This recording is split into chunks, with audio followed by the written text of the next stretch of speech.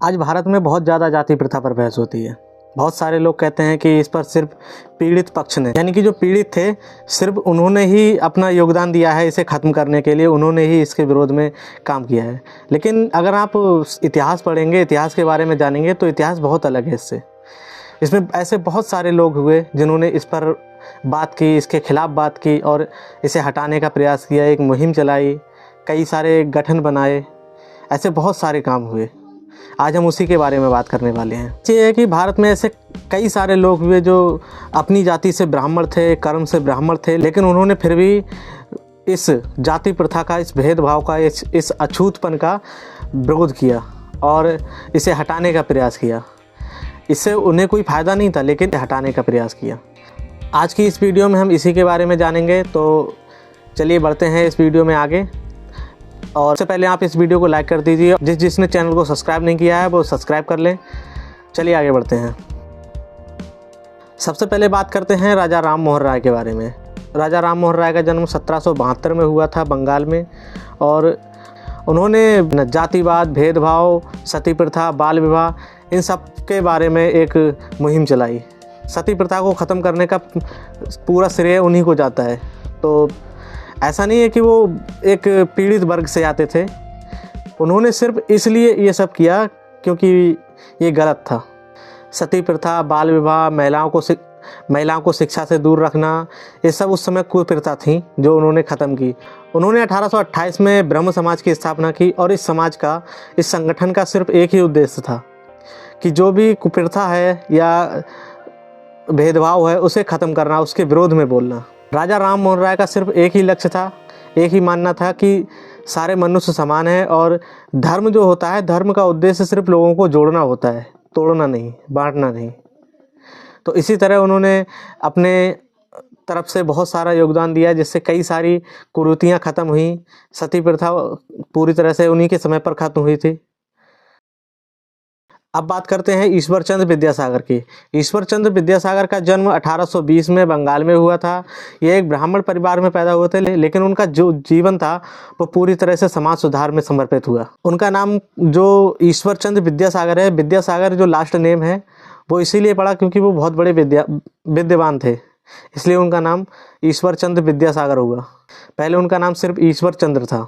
ईश्वर चंद्र के समय पर विधवाओं की स्थिति बहुत ज़्यादा खराब थी, उन्हें दूसरे विवाह की अनुमति नहीं थी, उन्हें बहुत कठिन जीवन जीना पड़ता था।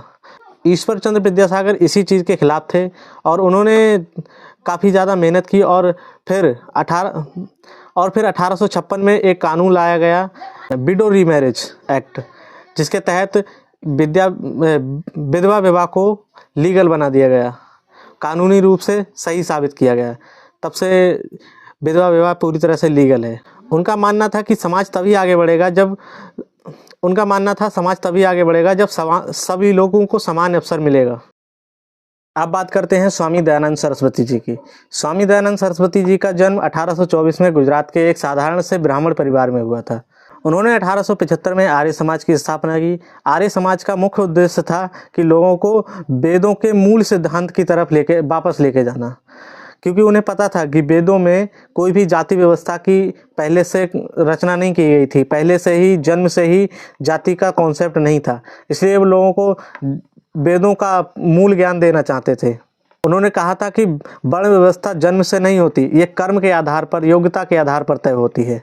आर्य समाज ने शिक्षा और सामाजिक क्षेत्र में काफ़ी ज़्यादा अच्छा काम किया है, बहुत महत्वपूर्ण काम किया था।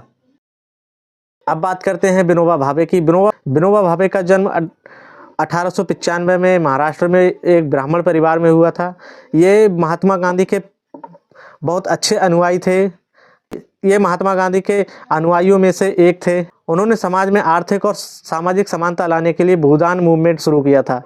इस आंदोलन के तहत काफ़ी सारे अमीर लोगों ने, जिम्मेदारों ने अपनी ज़मीनें दान की थी। वो लोगों से ये कहते थे, जमींदारों से ये कहते थे कि आप अपनी ज़मीन का कुछ हिस्सा गरीबों को दान कर दें, जिससे काफ़ी सारे लोगों ने, हज़ारों लोगों ने अपनी ज़मीनें दान की और इसका सहयोग किया।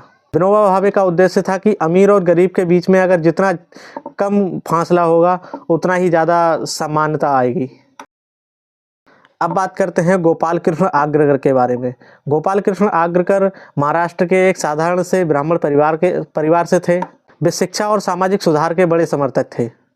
उन्होंने जातिगत भेदभाव और अंधविश्वास के खिलाफ बहुत सारे लेख लिखे और उनसे काफ़ी ज़्यादा फर्क भी पड़ा था। उनका मानना था कि समाज में भेदभाव को ख़त्म करने के लिए, समानता लाने के लिए वैज्ञानिक सोच की बहुत ज़्यादा आवश्यकता है। तो दोस्तों, भारत में सामाजिक सुधार के लिए कई सारे लोगों ने अपना योगदान दिया। कई सारे लोग अलग अलग जातियों से, अलग अलग वर्णों से आते थे।